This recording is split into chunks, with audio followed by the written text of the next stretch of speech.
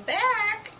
You guys asked me to do a video about collaging a cameo brooch, so that's what we're going to do. And I'm going to also show you my technique, how I lay those little pearlies in with the needle nose pliers, tweezers I should say. You may find a way that you like better. Some use a dop stick, which is something, it's like a stick with a little bit of beeswax on the end. There are different products out now. I've just always used a really good, sharp, pointed needle nose tweezers to do it. So I'm going to show you how I do that and how that works with the E6000. Also, I'm going to try to get in a Freeform button collage brooch, show you how I go about doing that. And maybe a couple little ideas with the Mona Lisa cap. So come on over here and I'll show you how I do it. Okay, here we are with the Cameo brooch. It's very similar to the one that I showed on my Facebook page. I guess it was earlier this week or last week that so many really liked and thought they'd like to try too. So I'm going to show you how I lay the pearls. And as you can see, I've already gone ahead and, pretty much collaged the design. But here's what I do. I've got a whole box full of little pearls. I don't know, this looks like they're going to be 3mm, 3.5. These are vintage ones that I got out of a buy a long time ago. See how I've got it already in my tweezers? Just like that. Now squeeze up very, very lightly. Not much. Just get a little bead there and get just a little bit, like, I don't know, 1/4 coated at the bottom of the pearl. And then just kind of flick that off there. And then decide where you want it. I think I'm going to put this one right here. So I'm going to use my finger a little bit to help position that. And then I'll just take the tweezers and kind of push it into place the way I want it. Just like that. Very simple. And you see my tweezers, how they're kind of gunked up. These I save just for this purpose. Because a little bit of gunk on the end of the tweezers actually helps you to pick your pearls up, even if it's dried. So it's a good thing. I love these tweezers. I carry them on the site. I have probably 4 or 5 pair of them down here in the workshop. I think everybody needs 4 or 5 pair in their workshop, but maybe you can only manage 1 or 2.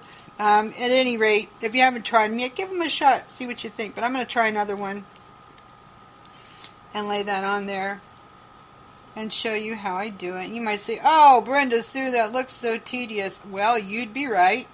It is a little bit.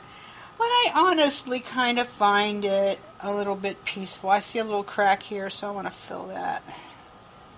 So I'm going to get that in there and just kind of slide it in. But you can see how I'm doing. Now you're saying, "Oh, I see you got some really tiny ones there. Let's see you do that one, smarty." Well, I will attempt that also. Here comes a little one with a friend. So I'll flick that friend off.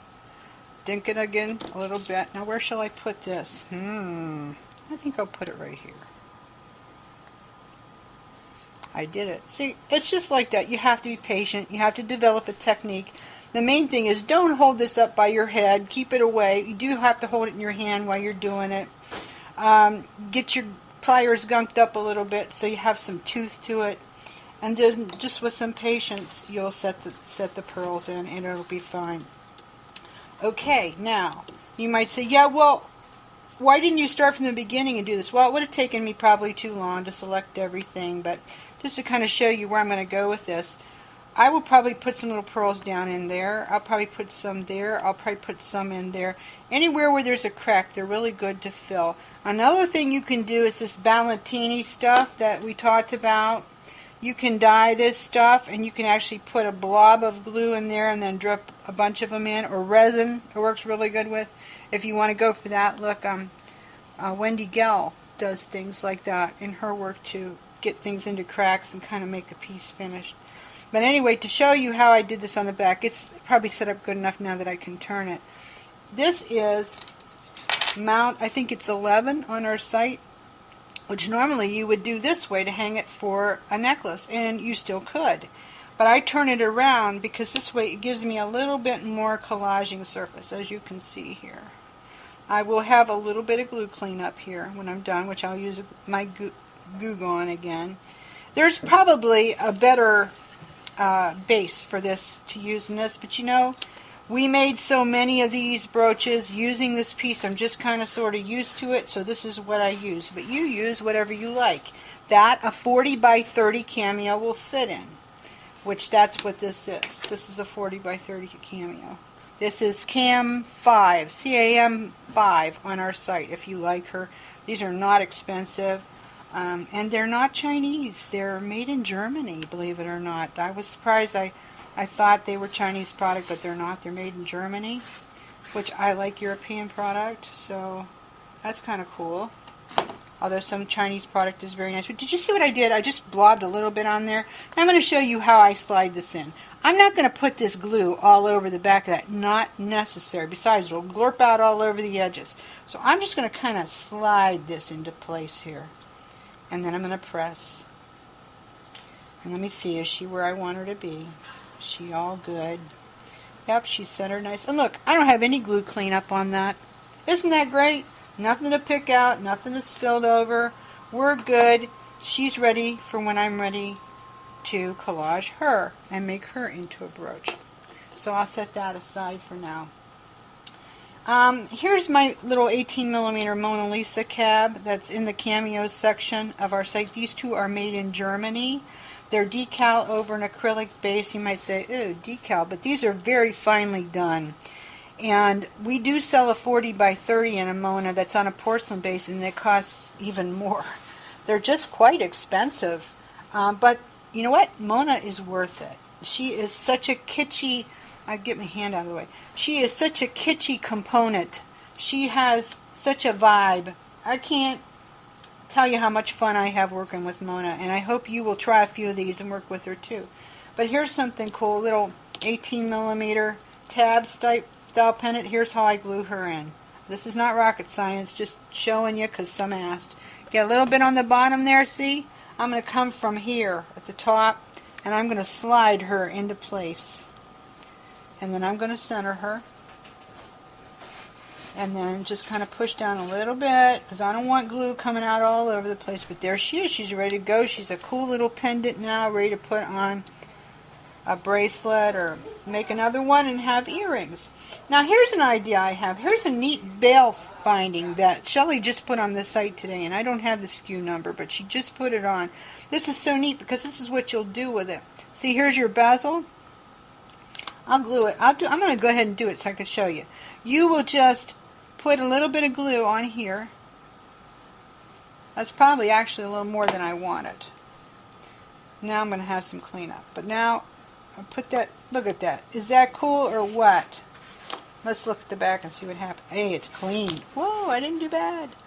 Okay, so now what would I do with that? Well, I could fill it with whatever. I'd do a propeller like I did here. You know, you could do that, and then you could have a thing for your neck there, a necklace, pendant.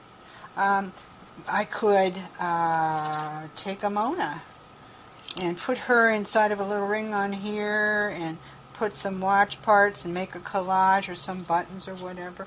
Or a nifty type thing like this could put, and actually this should have happened before I put it up there.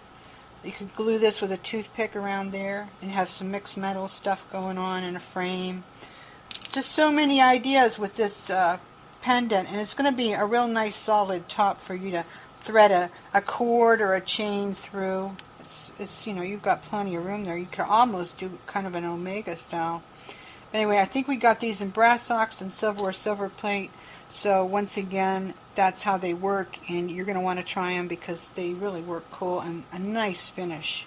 Okay, let's get back to the collaging stuff. I was going to show you how to do a freeform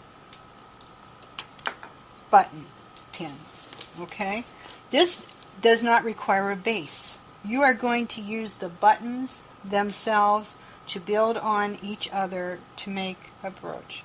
So I have a couple of black lip vintage pearls here, and then I have this nice big old one. This is, I love mother of pearl buttons. You guys use whatever you want, but I tell you what, I am a sucker for mother of pearl buttons. I have poundage of mother of pearl buttons. We used so many of them when we were making jewelry down here all the time. But as you can see, I'm just getting it on both sides there, just a little bit. And the reason why I did that is because I am going to apply it just like that. Just like that. But I'm going to kind of go in a crescent style.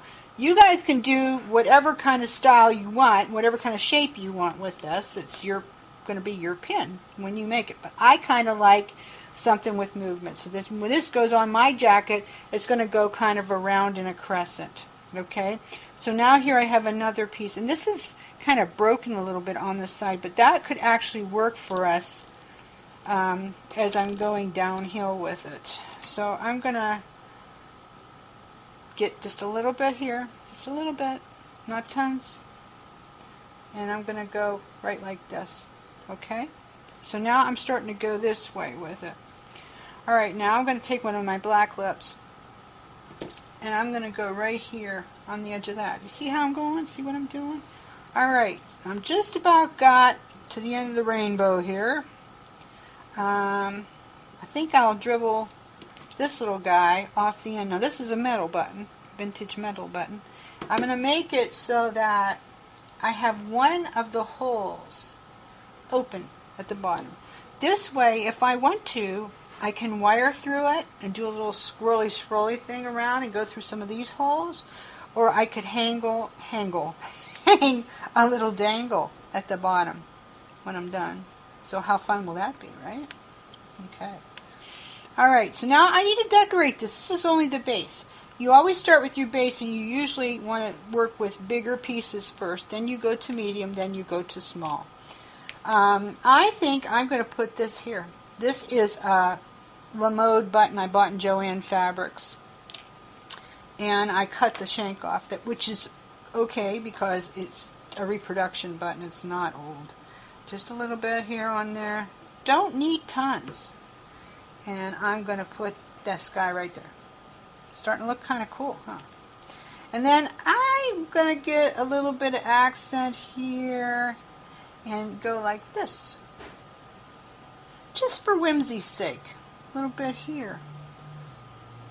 Just for whimsy's sake. Okay? And then what else do I have that's whimsy? Well, you know what? I made this yesterday. And this is actually a little resin composition of a picture of some pearl buttons. How funny is that?